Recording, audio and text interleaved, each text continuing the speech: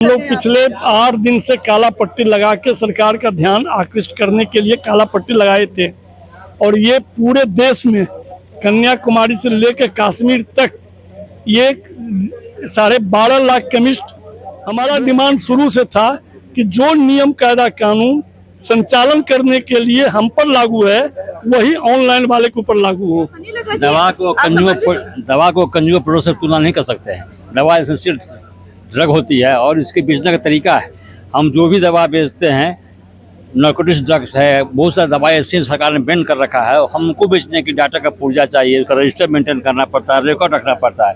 Online में कुछ नहीं है। इसके गवर्नमेंट कोरोना काल में एक ऑर्डिनेंस लाई थी जी सर 817 और ऑनलाइन के लिए G220। ये दोनों विधेयक है, एक कोरोना काल के लिए था, एक ई फार्मेसी के लिए था। इस दोनों को हम विड्रॉल का ही मांग करते हैं, इसको आपस किया जाए। और सर डिस्काउंट जो इतना दवा में आ रहा है या अमेजन दे कहाँ से लाता है? जब मार्जिन ठीक से दवा का हम सारा जोड़ लेते हैं तो उतना मार्जिन कमाई में है ही नहीं। नमस्कार, आप मिर्च फाउंडेशन देख रहे हैं, मैं हूँ आपके साथ वंदना। अभी हम हैं पटना के गोविंद मित्रा रोड में, जहां हमारे पीछे आप तस्वीर देख सकते हैं। ये तस्वीर कोई और नहीं बल्कि जितने भी दवा दुकानदार हैं वो धरने पर बैठ गए हैं। क्या कारण है इन्हीं से जानेंगे, लेकिन उससे पहले हम आपको बता दें कि एक और जहां बिहार में सम्राट सरकार की चुनौतियां दिन प्रतिदिन बढ़ती जा रही है। हाल ही में मंत्रिमंडल का विस्तार हुआ, नए नए मंत्री बनाए गए, लेकिन समस्याएं आखिर कहां उत्पन्न हुई, जो कि नौबत ऐसी आ गई कि जो भी दवा दुकानदार हैं उन्हें बीच सड़क पर बैठना पड़ा। चंद दूरी पर आप देख सकते हैं पटना का PMCH है, जहां अभी हजारों मरीज अपने उस इलाज का इंतजार कर रहे हैं और जो भी उन सटे गोविंद मित्रा रोड में आए दिन दुकानों से दवाइयां लेकर के पहुंचते हैं। लेकिन अगर इसी तरह से ये सिलसिला चलता रहा तो उन मरीजों का क्या होगा? हालांकि इनकी जो मांगे हैं वो बहुत पुरानी मांगे हैं, ये बहुत लंबे समय से है। सरकार इस ओर ध्यान न दी, यही कारण रहा कि आज इन लोगों को मजबूरन सड़कों पर बैठना पड़ा। तपिश है, इतनी तेज गर्मी है, गर्मी होने के बावजूद भी सभी लोग सड़क पर हैं। ये काला पट्टी बांध करके रोड पर क्यों उतरे हुए हैं? क्यों हम लोग पिछले 8 दिन से काला पट्टी लगा के सरकार का ध्यान आकृष्ट करने के लिए काला पट्टी लगाए थे और ये पूरे देश में कन्याकुमारी से लेकर कश्मीर तक ये 12.5 लाख केमिस्ट जो है वो सारे लोग इसका विरोध सरकार का ध्यान आकृष्ट करने के लिए कर रहे थे। पिछले 1 साल से हम लोग जो ऑनलाइन का व्यापार अवैध रूप से भारत में चल रहा है, अवैध हम इसलिए कह रहे हैं कि हम लोगों का व्यापार ड्रग एक्ट से संचालित होती है। ड्रग एक्ट में ऑनलाइन के लिए कोई स्पष्ट प्रावधान नहीं है। अब आप पूछिएगा कि ड्रग एक्ट कैसे चल रहा है। 2018 में टेम्परेरी ऑनलाइन के लिए एक प्रावधान बनाया गया था कुछ इमरजेंसी आपूर्ति के लिए। उसी के बाद कोरोना शुरू हो गया।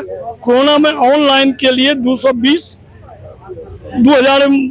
में शुरू किया गया था। उसी कानून को आड़ लेकर ये ऑनलाइन व्यापार कर रहा है।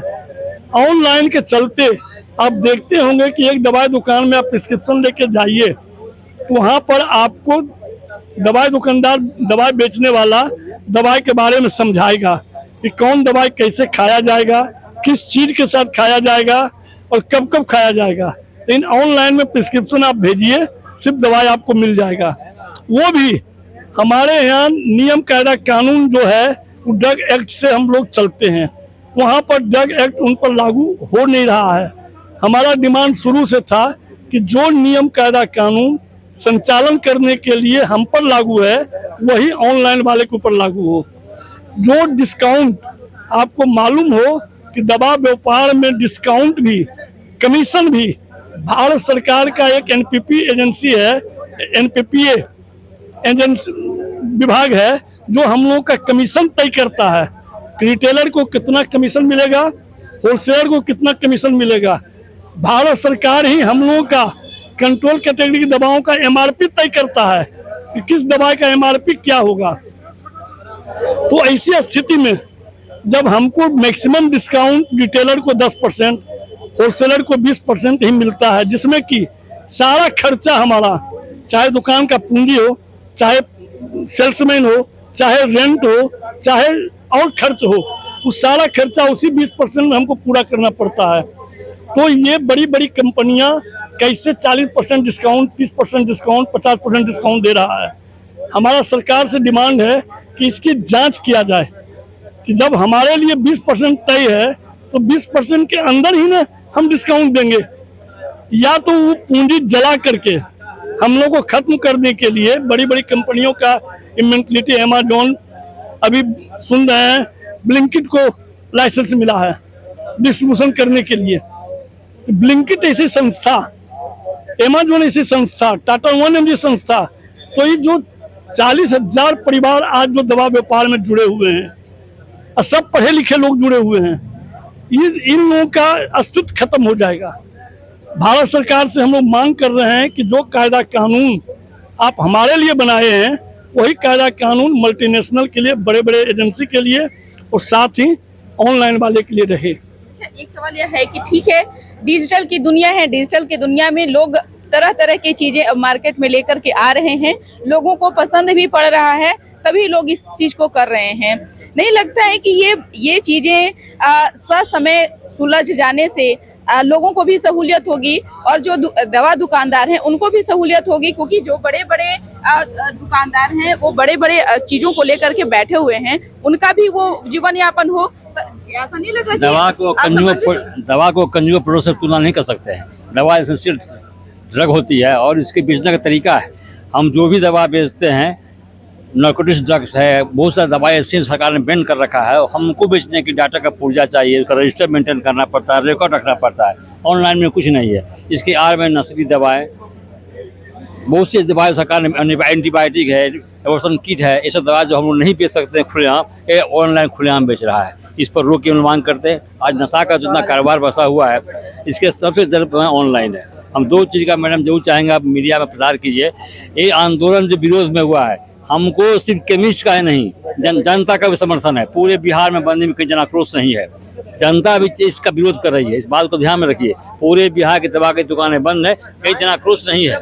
दवाइयों का दाम अचानक से वृद्धि हुई, लगता है कि वो भी एक इफेक्ट है। नहीं, वो तो आपको पहले कहा, हम लोगों का दवा का फिक्स दवा जो होता है गवर्नमेंट फिक्स करती है, मार्जिन फिक्स करती है। हम लोग अपने से कुछ नहीं करते हैं। तय सीमा के अंदर ही आप लोगों को दिया जाता है। हम लोगों का रिटेल में मार्जिन है 16-20, होलसेल में 8-10। इसी मुनाफे में दुकान है, स्टाफ है, बिजली है, सारे खर्चे हैं। ऑनलाइन में क्या खर्चा है? हर दुकान का अलग फार्मासिस्ट होता है। हमको दुकान चाहिए, फार्मेसी चाहिए। ऑनलाइन में एक फार्मेसी पूरी इंडिया में बेचता है। अब बताइए कैसे फार्मेसी की क्या ड्यूटी है? आपके पास आएगा, दवा लेगा, फार्मेसी समझाता है खाने का तरीका, उसका और डायबिटीज क्या क्या सारी बातें हैं। ऑनलाइन में क्या है? आप वही पुर्जा लगाओ, वो फार्मेसी दिया कि कौन दिया, कौन देखता है? ये बहुत सी इसमें अनियमितताएं हैं। हम लोग इसका विरोध कर रहे हैं और इससे बहुत बड़ा नुकसान ट्रेड को हो रहा है। लेकिन ऑनलाइन होने से लोगों को सहूलियत मिल रही है, लेकिन इसकी आड़ में बहुत बड़ा जो है लोगों को भारी नुकसान भी पहुंचाना पड़ेगा। मैं आपको पहले बता दूं, जैसे बिहार प्रदेश में शराब नशा पदार्थ बंद है, उस समय में हमारे पास जो कफ सिरप वगैरह कुछ आते हैं जिसमें अल्कोहल का मात्रा पाया जाता है, उसको बंद कर दिया है। कोडीन पाया जाता है, उसको बंद कर दिया। क्या भाई, तो यहाँ पे नशा के लोग में यूज करेंगे।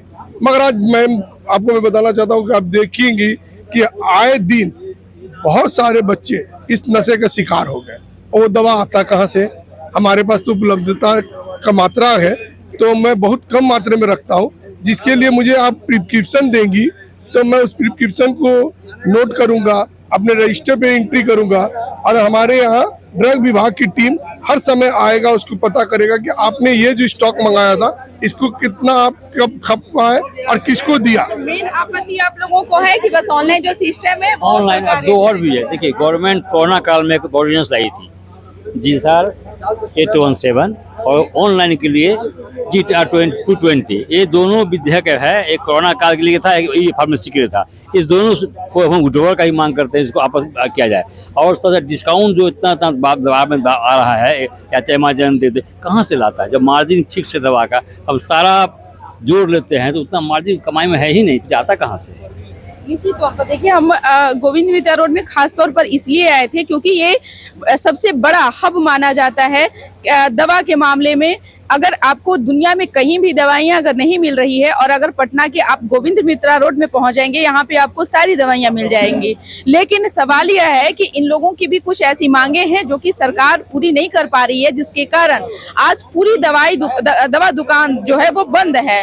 पूरे देश भर में जो है विरोध हो रहा है, खासतौर पर ऑनलाइन सिस्टम को लेकर के और साथ ही साथ सिक्योरिटी को लेकर के, और भी कई ऐसी चीजें हैं। लेकिन जिस तरह से अब ये लोग का जो मुद्दा है, क्या सरकार मानती या नहीं, या फिर सरकार किस तरह से इन चीजों से जो है निपटती है, ये देखना होगा। इस पर बस इतना ही। बने रहिए नेशनल के साथ। धन्यवाद।